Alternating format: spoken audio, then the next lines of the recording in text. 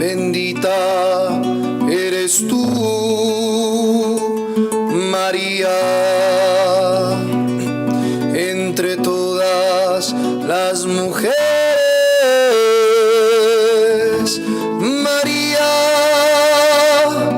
bendito es el fruto. María, el fruto de tu seno. Jesús, María, tú has creído. ¿Cómo es que la madre del Señor viene a mí? Viene a mí. ¿Y cómo es que la madre del Señor viene a mí? Viene a mí. Porque apenas he sentido tu voz,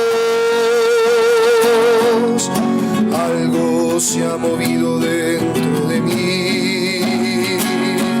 El niño ha exultado de gozo. María, bendita María,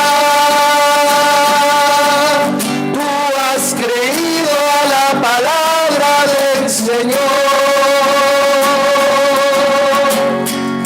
María, bendita María, tú has creído a la palabra del Señor. ¿Cómo es que la madre del Señor viene a mí? Viene a mí. ¿Cómo es que la madre del Señor viene a mí? Viene a mí.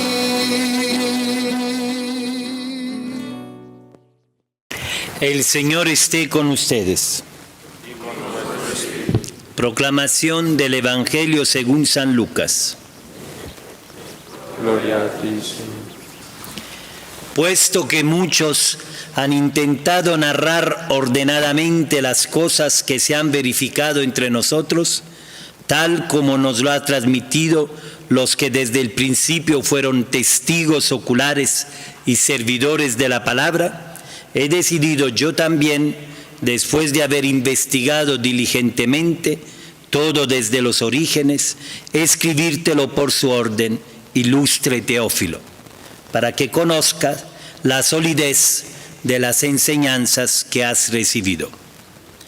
Hubo en los días de Herodes, rey de Judea, un sacerdote llamado Zacarías del grupo de Abías, casado con una mujer descendiente de Aarón que se llamaba Isabel.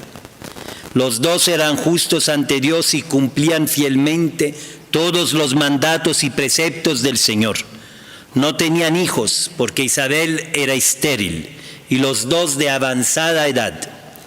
En cierta ocasión, mientras oficiaba delante de Dios, en el grupo de su turno le tocó en suerte, según el uso del servicio sacerdotal, entrar en el santuario del Señor para quemar el incienso.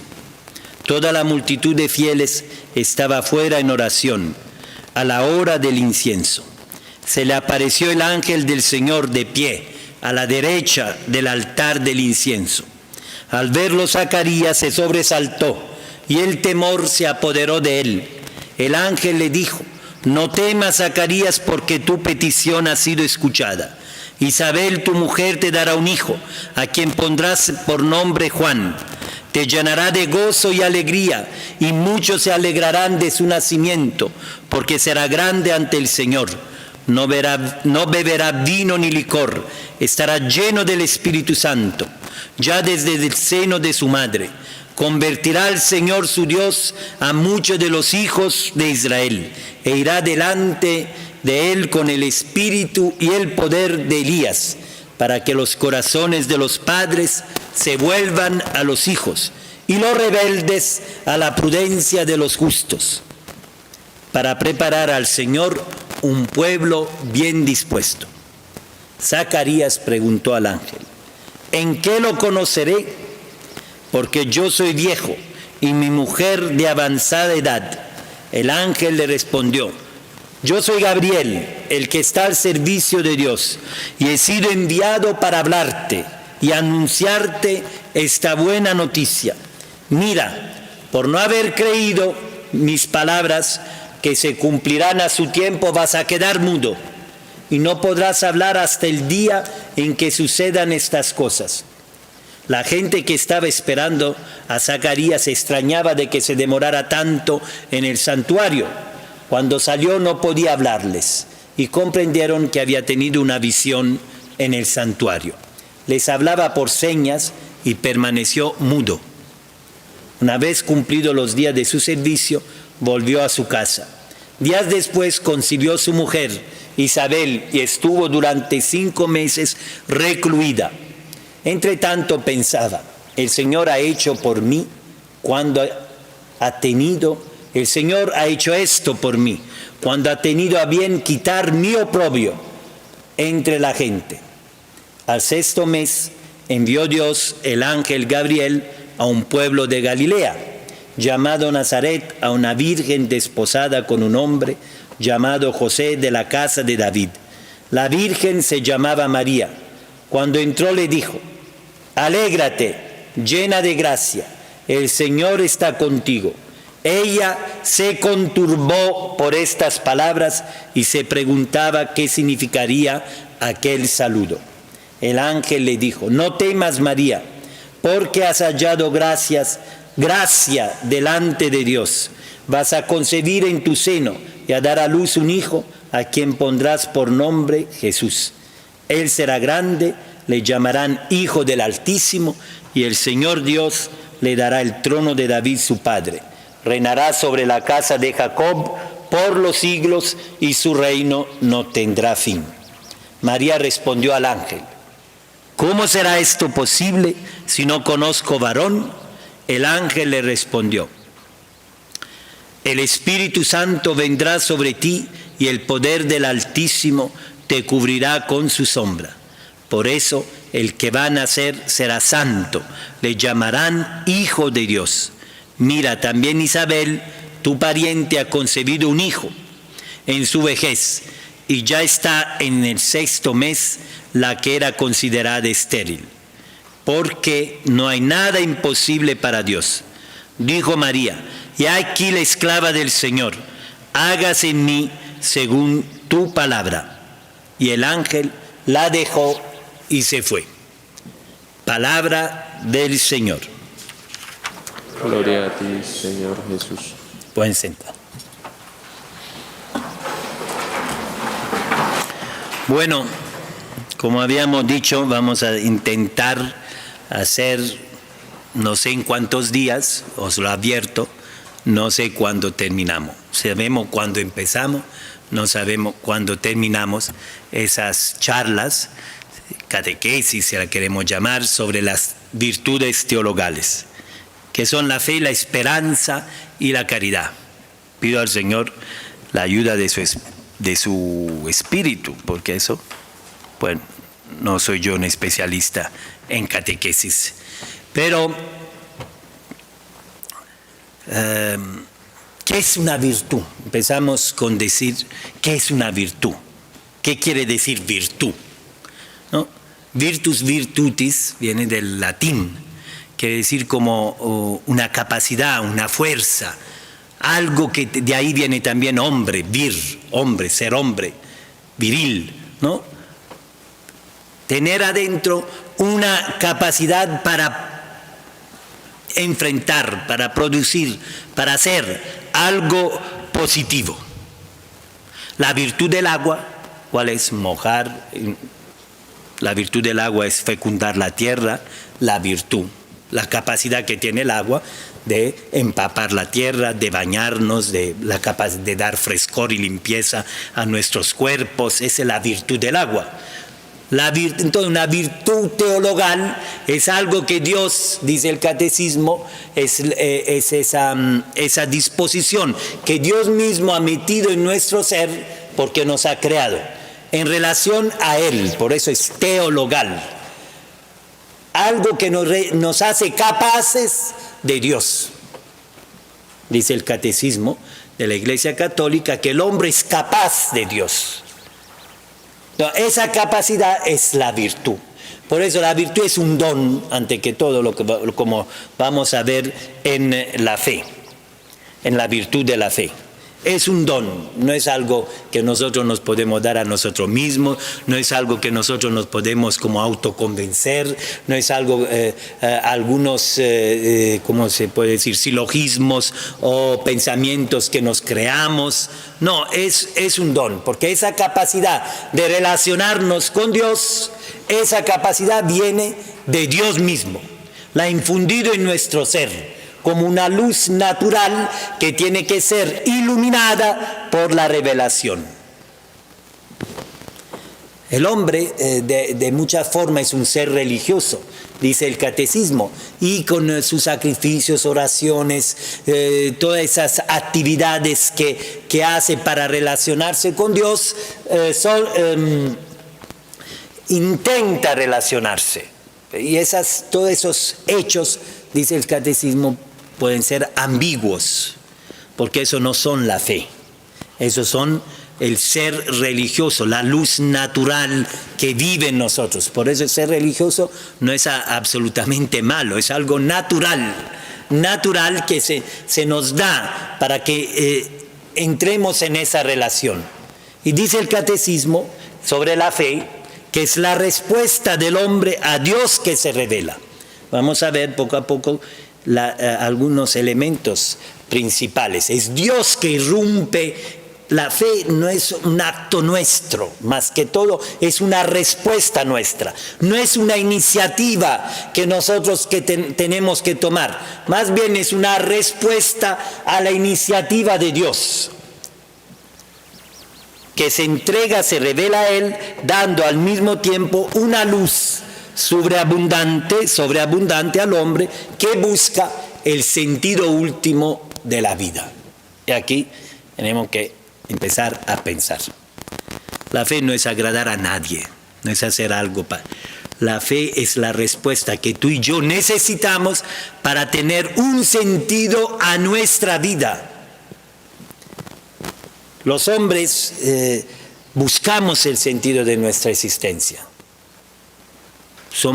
Y ese sentido nos lo puede dar solo la fe.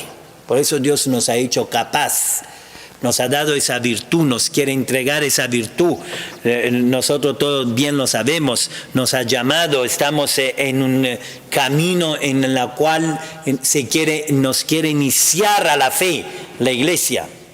Quiere inculcar en nosotros, quiere entregarnos la fe, porque la fe no es un acto de magia que nos viene dado solo y exclusivamente en un determinado momento. Esos son pocos los casos, por infusión y ya cambió radicalmente y totalmente la existencia del hombre. Es un camino. La fe es un camino progresivo, gradual, ascendente y descendente, porque tenemos que sepultar el hombre viejo, ¿no? Pero es un camino gradual, progresivo. La fe no es de todo, lo dice bien San Pablo, no es de todo la fe. Pero entonces nosotros, si queremos hablar de la fe, un poquito, si el Señor nos inspira y nos ayuda, si queremos realmente como encender en nuestro corazón esa llama, queremos tener eso, nos tenemos que relacionar con un modelo de la fe.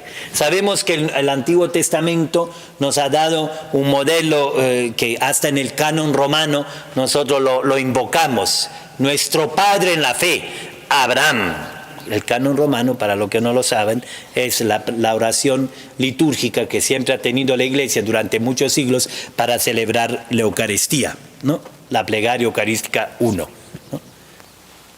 Ahí lo invocamos a Abraham como padre de la fe, porque Dios ha hecho una historia con él, Dios lo ha llamado, ha irrumpido en su vida para dar un sentido, como dice aquí el catecismo, sentido último de su existencia, que estaba como triste, aburrido, fracasado, no tenía hijo, no tenía tierra, ha hecho una historia con él. Abraham ha respuesto. Por eso padre en la fe, porque ha respuesto y eso le fue reputado como justicia. La respuesta que Abraham ha dado, se ha puesto en camino, Dios lo ha ido formando, corrigiendo muchas veces, ¿no? Hasta el sacrificio de Isaac, cuando ha experimentado que Dios provee, que Dios es padre. Pero una figura mucho más completa que Abraham es la Virgen María. Con eso hemos leído ese evangelio, quizá muy largo para ti que no estás acostumbrado a escuchar, ¿no? Y te has perdido ya no sé dónde, ¿no? Porque San Lucas escribe, porque yo escogí leerlo desde el principio, porque los primeros 2 capítulos nos presentan a María. O sea, mujer que ha acogido la palabra, que ha creído en la palabra y que esa palabra acogida y creída en ella, por ella ha dado fruto. La fe, por eso, la primera cosa es acoger la palabra. Por eso San Lucas quiere que ese ilustre Teófilo, que puede ser tú y yo, sepa la solidez, dice, de las enseñanzas. Tenga bien clara cuáles son las solideces de esta enseñanza, de estas catequesis que ha recibido. Le dice, a él ha puesto en orden, ¿no? Después de haber investigado diligentemente todo desde los orígenes, he decidido escribírtelo por su orden, ilustre Teófilo, para que conozcas la solidez de las enseñanzas que has recibido. Nosotros también estamos en la iglesia recibiendo las enseñanzas, la catequesis, ¿no? La catequesis. Y empieza con la narración de lo que le pasó a Zacarías, porque es muy importante para entender qué es la fe y qué no es la fe. Empieza por Zacarías, que era un sacerdote, bueno, como hemos proclamado, hemos leído, y que se encuentra ahí. Y hay un ángel, Gabriel, el ángel. Los ángeles saben que son criaturas de Dios, ¿no? No son hombres, son ángeles, espirituales, celestiales, pero son también, tienen un ministerio, una función, la de llevar una buena noticia, le decía aquí el ángel Gabriel a Zacarías, ¿no? Aquel que tiene la función de predicar la palabra, por ejemplo. Hay también ángeles muy humanos, visibles, ¿no? Como escribe el autor del Apocalipsis, escribe a los ángeles, ¿no?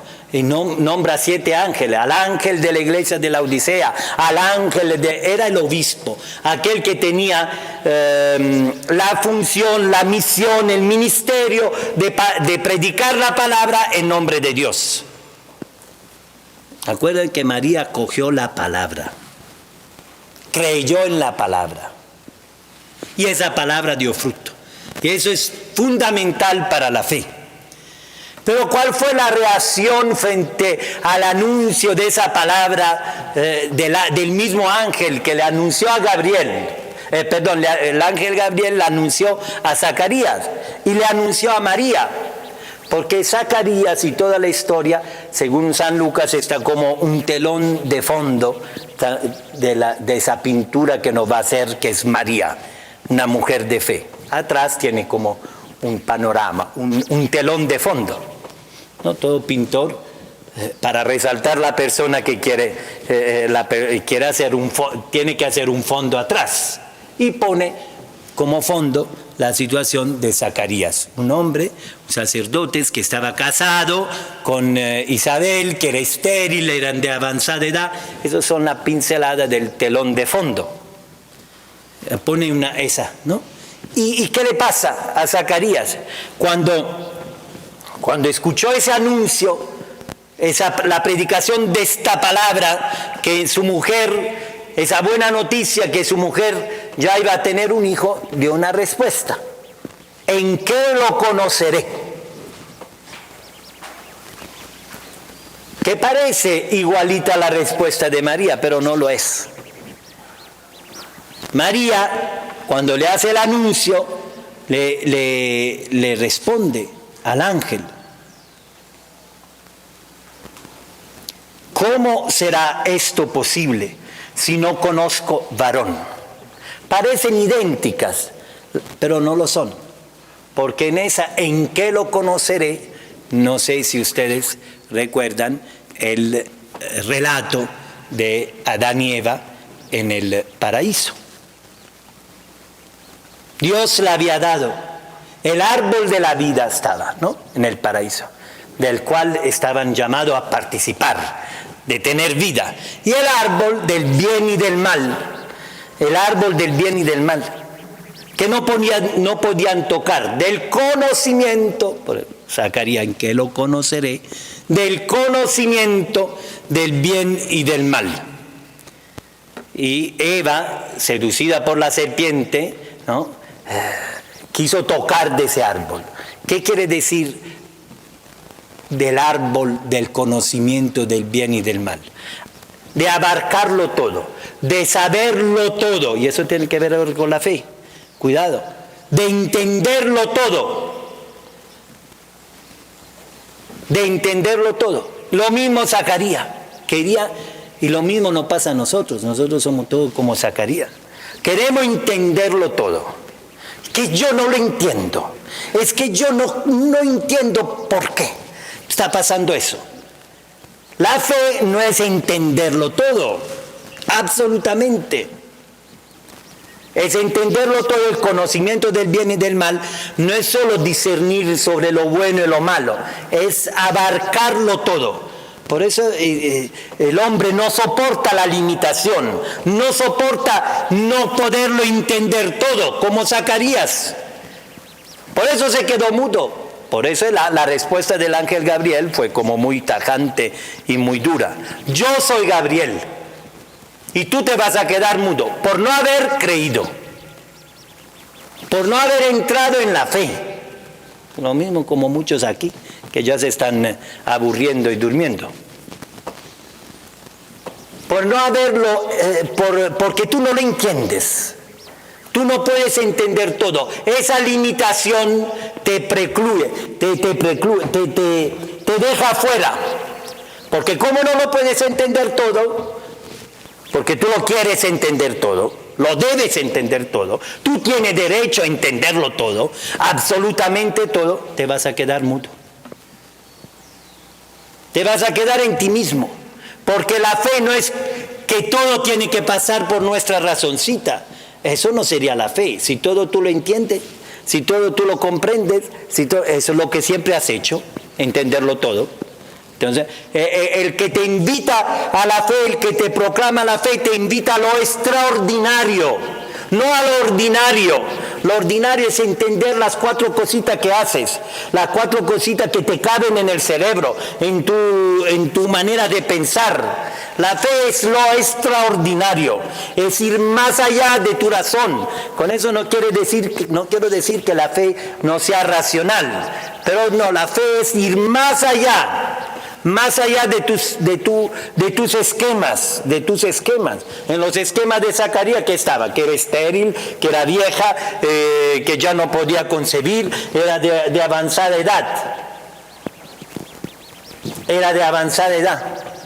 Entonces, aquí el Señor nos invita con la fe a ir mucho más allá. Zacarías está en el plan del conocimiento. La respuesta está en el plan del conocimiento. la pregunta de Zacarías. La de María está en el plan de la realidad. Mira la respuesta de María. ¿Cómo acontece eso? ¿Cómo acontece en la realidad? ¿Cómo yo te puedo dar espacio para que tú realices eso en mí? Esa es la respuesta que tú y yo deberíamos dar frente a muchas cosas imposibles para nosotros.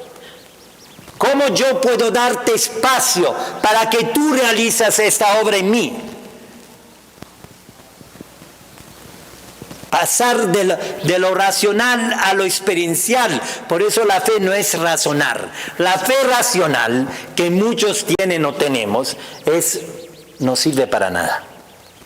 Porque cuando llega la cruz, el sufrimiento y el problema se estrella contra. Porque la fe racional quiere siempre buscar un porqué, una respuesta a un porqué. ¿Por qué a mí? ¿Por qué me pasa? ¿Por qué se murió este? ¿Por qué? ¿Por qué estoy precario? ¿Por qué soy tan bruto? ¿Por qué soy tan...? ¿Por qué?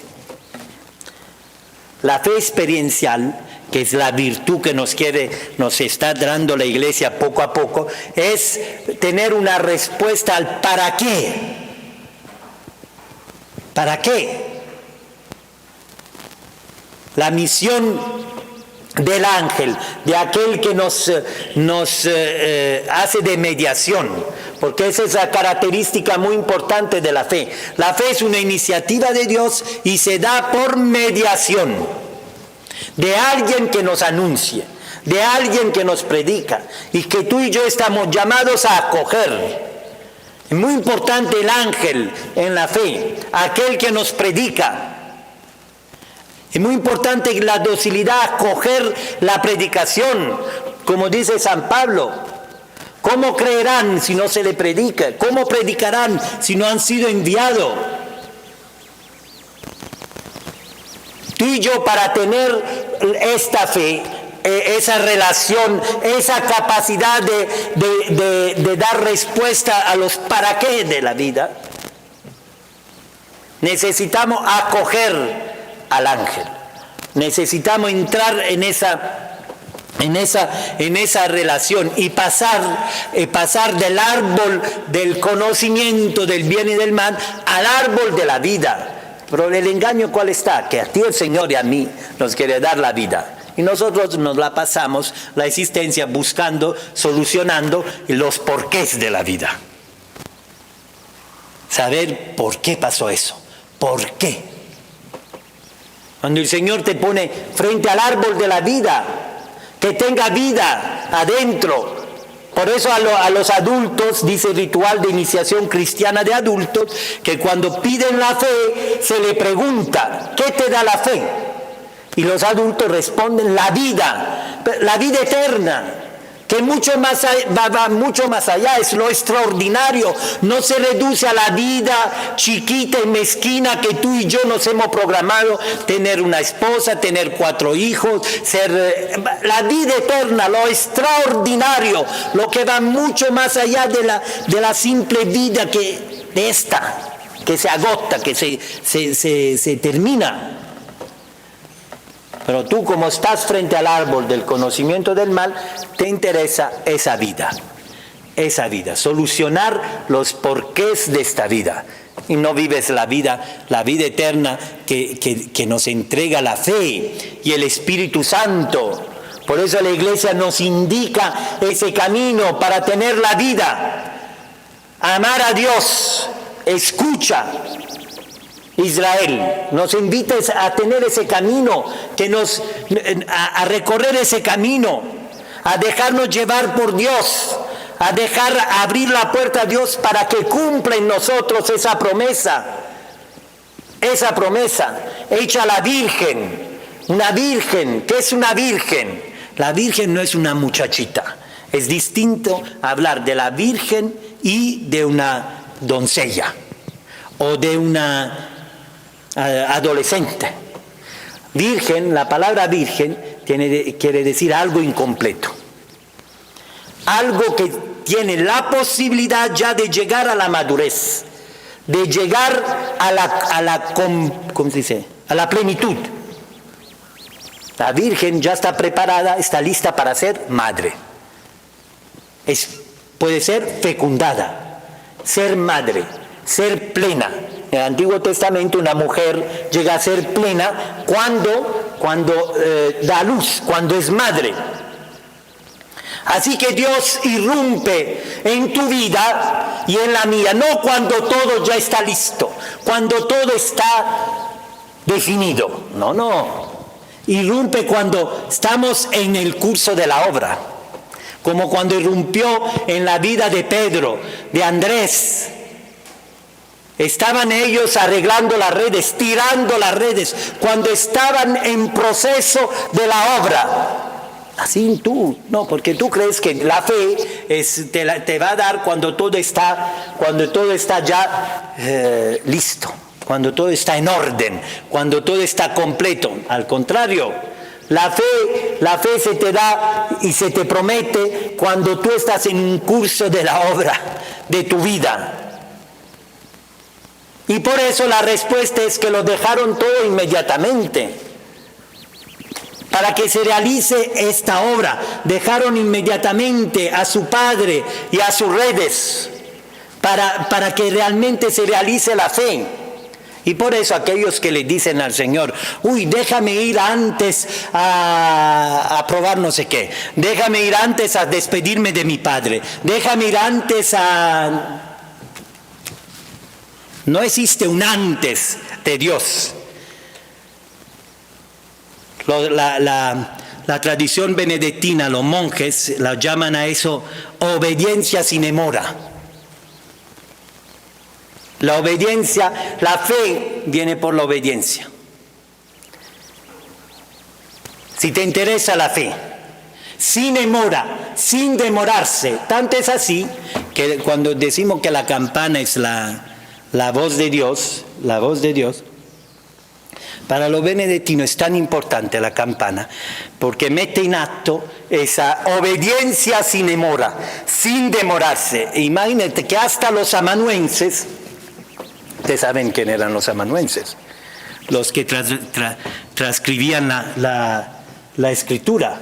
Si estaban transcribiendo la escritura y tocaba la campana, no debían determinar ni la letra que estaban haciendo. Debían dejar inmediatamente todo e ir a obedecer a la campana.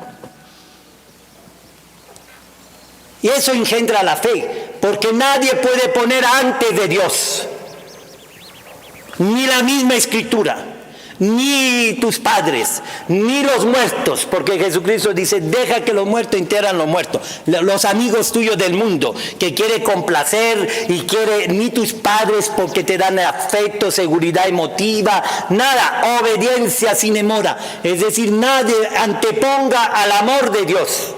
Eso engendra en nosotros la fe. Eso lleva a cumplimiento las promesas. Por eso ya en ese cuadro pintado, en ese telón de fondo, después entra la historia particular de una virgen, de María. Al 6º mes empieza diciendo, al 6º mes. ¿Usted creen que una obra se puede empezar diciendo al 6º mes?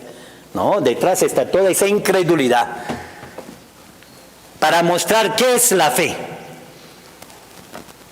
¿Qué es la fe?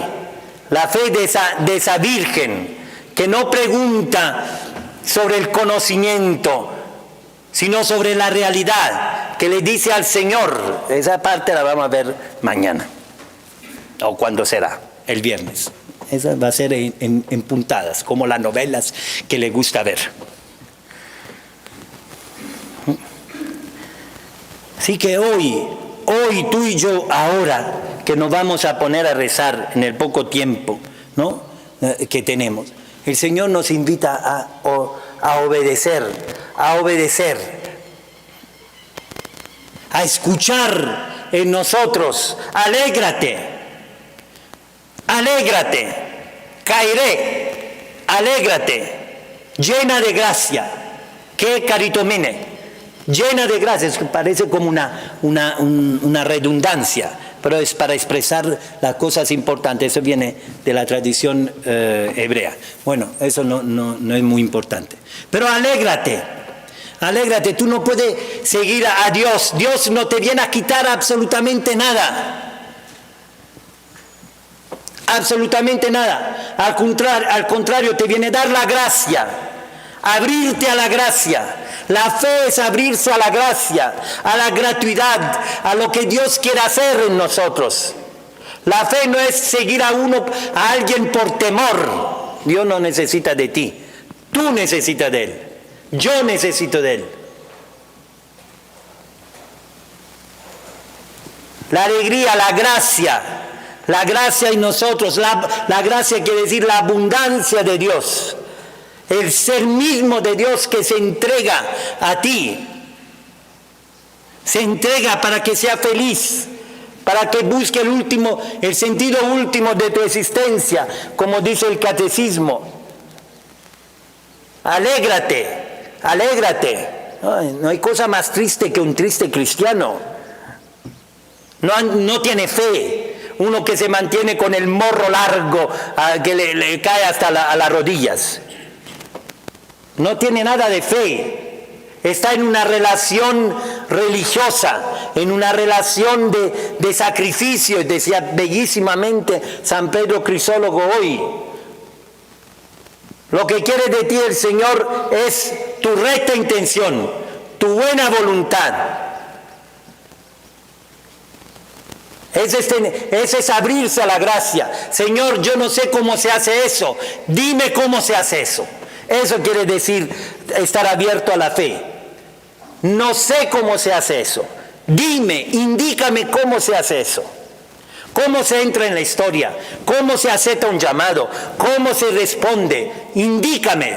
Ese es tener fe. Abrirse a lo extraordinario, abrirse al actuar de Dios, al poder, a la potencia de Dios. No estar centrado en tus fuerzas. Por eso estás tan cansado y fatigado. Porque no te abres. Eso es todo. Porque no te abres a esa gracia. Por eso cada vez la liturgia decimos Dominus vobiscum, el Señor esté con vosotros. Es una frase nominal que no tiene verbo. Dominus vobiscum. ¿Dónde está el verbo? Una frase verbal, perdón. El verbo está por debajo. Siempre está presente el Señor. Siempre. Por cuestiones gramaticales nosotros le hemos traducido pues al italiano sia con vos, al español esté. No, el Señor está, como estaba ahí con María, cuando el ángel la anunciaba, está contigo, llena de gracia, agraciada es un participio pasivo, lleno de gracia, una obra que hace Dios en ti, agraciado, por eso eres un desgraciado cuando estás lleno de gracia.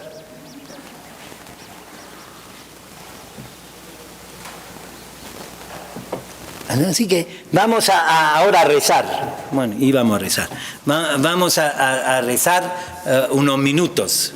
Seguiremos la próxima parte. Abrámonos a la gracia, porque el Señor está aquí, en medio de nosotros. Y si está con nosotros, ¿quién contra nosotros? Frente a las dificultades de hoy, ¿quién contra nosotros? Nadie. Él está con María, está con nosotros. El ángel nos lo ha anunciado y se realiza en aquello que dócilmente dice, no sé cómo se hace eso. No dicen, quiero entender cómo se tiene que hacer eso. Dicen, no sé cómo se hace eso. Vamos a rezar. Bendita eres tú, María, entre todas las mujeres. María, bendito es el fruto. María, el fruto de tu seno. Jesús, María, tú has creído. ¿Cómo es que la madre del Señor viene a mí?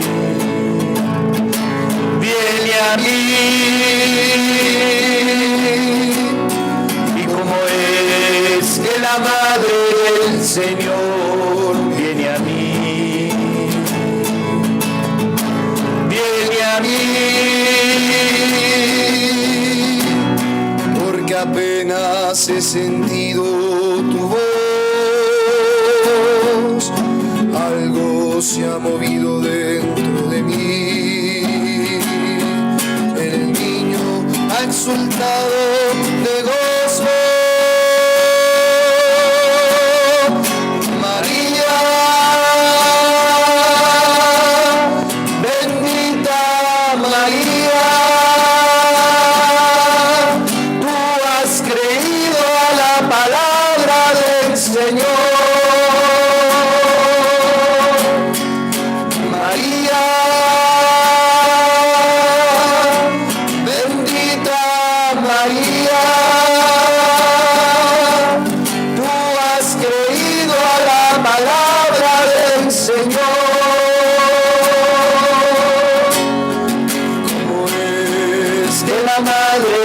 Señor viene a mí, viene a mí, como es que la madre del Señor